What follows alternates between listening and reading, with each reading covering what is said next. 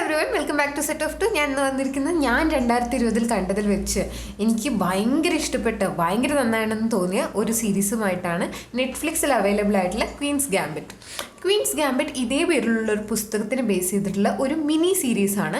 ഏകദേശം 1 മണിക്കൂർ വരുന്ന 7 എപ്പിസോഡുകളാണ് വരുന്നത്. അപ്പം പെട്ടെന്ന് തന്നെ നമുക്ക് കണ്ടു തീർക്കാൻ പറ്റുന്ന ഒരു സീരീസാണ്.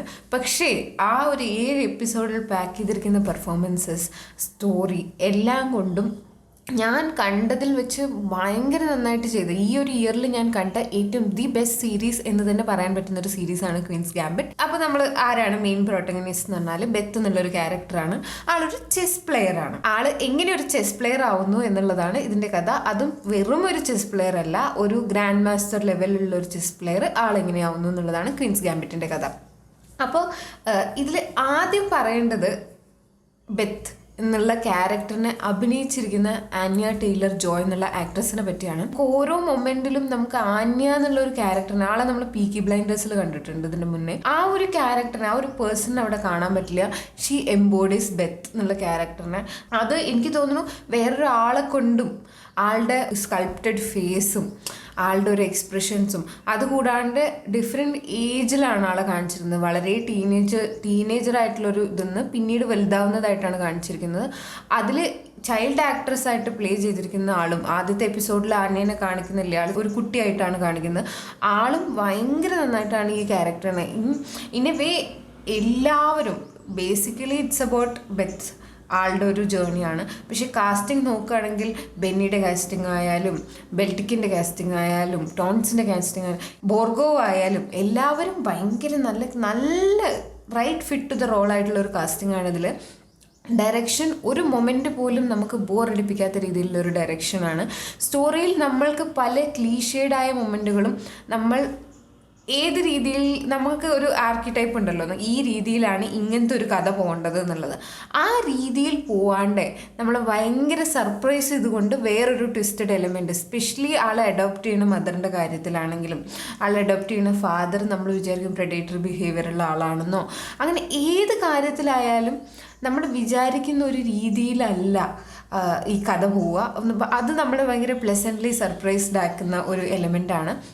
അതുകൂടാണ്ട് ഈ കാര്യങ്ങളെല്ലാം ക്യാപ്ചർ ചെയ്തിരിക്കുന്ന സിനിമാറ്റോഗ്രഫി, ഒരുപാട് മൊമെൻറ്റുകളിൽ ഒരുപാട് എപ്പിസോഡുകൾ എൻഡ് ചെയ്യുന്നത് ബെത്ത് എന്നുള്ള ക്യാരക്ടർ ഒറ്റയ്ക്കാണെന്ന് തോന്നുന്ന രീതിയിലാണ്.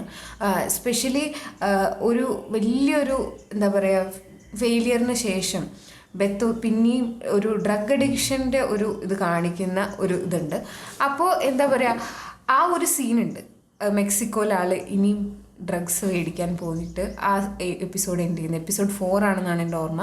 മാസ് എന്ന് പറഞ്ഞിട്ട് എൻഡ് ചെയ്യുന്ന ഒരു സീന് എനിക്ക് ഭയങ്കര ഇഷ്ടപ്പെട്ട ഒരു സീനാണ്. ഒരുപാട് സീനുകൾ ആളെ ഫോക്കസ് ചെയ്ത് ആളുടെ ഫേസിൽ ലൂം ചെയ്ത് എൻഡ് ചെയ്യുന്ന എപ്പിസോഡിക് എൻഡുകൾ ഇതിലുണ്ട്. അതിനുശേഷം ഇതിൻ്റെ എൻഡിൽ വരുമ്പോൾ ബെത്തിൻ്റെ കൂടെ ആ ക്യാമറ മൂവ്മെൻറ്റ് വരുന്നതും ആളുടെ ഒരു മാറ്റം കാണിക്കുന്നത്, ക്യാമറയിലൂടെ കാണിക്കുന്നത് വളരെ നന്നായിട്ടാണ് ചെയ്തിരിക്കുന്നത്. അതുപോലെ തന്നെ ഭയങ്കര ഭംഗിയായിട്ട് ചെയ്തിരിക്കുന്ന ഒരു കാര്യമാണ് ഇതിലെ സ്റ്റൈലിംഗ്. 60s ഇത് സെറ്റ് ചെയ്തിരിക്കുന്നത്. അപ്പോൾ 60s ഒരു കോസ്റ്റ്യൂംസ്, ഭയങ്കര ഭംഗിയുള്ള കോസ്റ്റ്യൂംസ്. ബെത്ത് വളരെ സ്റ്റൈലിഷായ ഒരു വിമനായിട്ടാണ്, അതായത് ആൾക്കാർ സീരിയസ്ലി എടുക്കാത്ത രീതിയിലുള്ള അത്ര സ്റ്റൈലിഷായിട്ട്, എപ്പോഴും ഉള്ളതാണ്. നമ്മളിപ്പോൾ ഇത്തിരി മേക്കപ്പ് ഇടും അല്ലെങ്കിൽ നന്നായിട്ട് ഡ്രസ്സ് ചെയ്യുന്നുണ്ടെങ്കിൽ പെൺകുട്ടികളെ സീരിയസ് ആയിട്ട് എടുക്കാൻ ആൾക്കാർക്ക് ഇത്തിരി മടിയാണ്. എന്താണെന്ന് വെച്ചാൽ ആ കുട്ടിക്ക് അതിൻ്റെ ഉടുപ്പിലും മുഖത്തിൽ തേക്കുന്ന ചായത്തിലും ഒക്കെയാണ് വലിയ കാര്യം, അതിനത്ര ബുദ്ധി ഉണ്ടാവില്ല എന്നുള്ളൊരിത് അത് ബെത്തിനോട് ഒരുപാട് you are too glamorous for chess എന്നുള്ള രീതിയിൽ ഒരുപാട് വട്ടം സംസാരിക്കുന്നുണ്ട്. പക്ഷേ ആ സ്റ്റൈലിങ്ങിൽ ഒരുപാട് പ്രാവശ്യങ്ങളിൽ ആളുടെ അഡിക്ഷനെ കാണിക്കുന്ന രീതിയിൽ ഗ്രീൻ ഉടുപ്പുകൾ ഇടുന്നു, അതല്ലെങ്കിൽ ആളുടെ ഒരു ഗ്രോത്ത് കാണിക്കുന്ന രീതിയിൽ, ഇൻ ദ എൻഡ് ആളൊരു ക്വീനായിട്ട് തന്നെ കാണിക്കുന്ന രീതിയിലുള്ള സ്റ്റൈലിംഗ്, എല്ലാം സ്റ്റണ്ണിങ് കോസ്റ്റ്യൂംസാണ് ആളിടുന്നതെല്ലാം. ആ ഒരു ഫ്രണ്ടിലായാലും ഡയറക്ഷനിലായാലും സിനിമാറ്റോഗ്രഫിയിലായാലും കാസ്റ്റിങ്ങിലായാലും ഇനി പോട്ടെ സ്പെഷ്യൽ എഫക്ട്സിലായാലും വളരെ ബ്യൂട്ടിഫുള്ളി ചെയ്തിരിക്കുന്ന ഒരു സീരീസാണ് ക്വീൻസ് ഗാംബിറ്റ്. സിനിമാറ്റോഗ്രാഫിയിൽ എപ്പിസോഡ് 5 ബെന്നി ആയിട്ടുള്ള ആളുടെ മാച്ചിൽ അവർ ഒരു കൊളാജ് പോലെ ചെയ്തിരിക്കുന്നതൊക്കെ എനിക്ക് പേഴ്സണലി വളരെ ഇഷ്ടപ്പെട്ട ഒരു ബിറ്റാണ്. ഇതൊരു ചെസ്സിനെ പറ്റിയുള്ള ഒരു കഥയേക്കാളും ഒരു കമ്മിങ് ഓഫ് ഏജ് ഡ്രാമ എന്ന് കൂടി ഇതിനെ വേണമെങ്കിൽ വിളിക്കാം. ഒരിക്കലും അതിലും വളരെ ടേസ്റ്റ്ഫുള്ളി ഡൺ ഒരു കമ്മിങ് ഓഫ് ഏജ് ഡ്രാമയാണ്. ബെത്തിൻ്റെ സെക്സ് ലൈഫ് ആയാലും ഫീമെയിൽ സെൻട്രിക് മൂവീസിലാണെങ്കിലും സീരീസുകളിലാണെങ്കിലും ഫീമെയിൽസിൻ്റെ സെക്സ് ലൈഫിന് ഒരുപാട് പ്രാധാന്യം കൊടുക്കുന്ന രീതിയിലുള്ള ഒരു കാഴ്ചപ്പാട് നമ്മൾ കാണാറുണ്ട്. അത് ഒരു ലിബറേഷൻ എന്നുള്ള രീതിയിൽ there is nothing wrong with that. പക്ഷേ in here it's just part of who she is, her sex life is part of who she is. It just happens. അതിന് ഭയങ്കര ഫോക്കസ് കൊടുത്തിട്ടുള്ള ഒരു രീതിയിലുള്ളൊരു നരേഷൻ അല്ല. എന്നാൽ it just happen. She grows as a woman. അത് അവിടെ കാണിക്കുന്നുണ്ട്.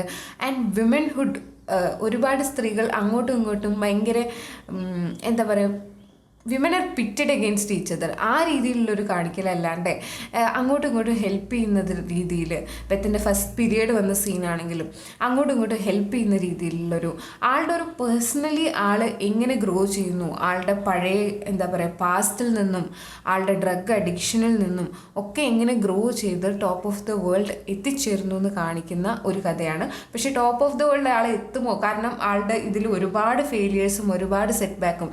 നാച്ചുറലി ഗിഫ്റ്റഡ് ആയ ഒരു പേഴ്സണ് നാച്ചുറൽ ഗിഫ്റ്റ് മാത്രം പോരാ, അതിനെ പോളിഷ് ചെയ്തുകൊണ്ട് എപ്പോഴും ഇരിക്കണം എന്ന് കൂടി കാണിക്കുന്ന ഒരു സീരീസാണ് ക്വീൻസ് ഗാംബിറ്റ്. വളരെ സീമിംഗ്ലി ബോറിംഗ് ആയ ഒരു ഗെയിമാണല്ലേ ചെസ്സ് നമ്മളെല്ലാവരെയും സംബന്ധിച്ചിട്ട്. അതായത് എനിക്കെന്ന് പറഞ്ഞാൽ പേഴ്സണലി ചെസ്സിൽ ബേസിക് ആയിട്ടുള്ള മൂവ്മെൻറ്റ്സ്, ഓരോ കാര്യം എങ്ങനെ പോകുമെന്ന് അറിയാം, അതിലപ്പുറം ഒന്നും അറിയാത്ത ഒരാളാണ്. എന്നിട്ടും ഞാൻ വളരെ ഇൻട്രസ്റ്റിംഗ് ആയിട്ട് ഒരു ദിവസത്തിൽ കണ്ടു തീർത്തൊരു സീരീസാണ് Queen's Gambit. I hope this series won't bore you. ഞാൻ ചെസ്സ് ബോറിംഗ് എന്ന് പറഞ്ഞതിന് ചെസ്സ് ഇഷ്ടപ്പെടുന്ന ആൾക്കാർക്കൊക്കെ എൻ്റെ അടുത്ത് ദേഷ്യം വന്നിട്ടുണ്ടാവും എന്ന് എനിക്കറിയാം. പക്ഷേ ചെസ്സ് ഇഷ്ടപ്പെടുന്നവർക്ക് ഒരുപക്ഷെ ഒരുപാട് ഇഷ്ടപ്പെടുന്നതും ചെസ്സ് ഇഷ്ടപ്പെടാത്തവർക്കും ഒരുപാട് ഇഷ്ടപ്പെടുന്ന ഒരു സീരീസാണ് ക്വീൻസ് ഗാംബിറ്റ്.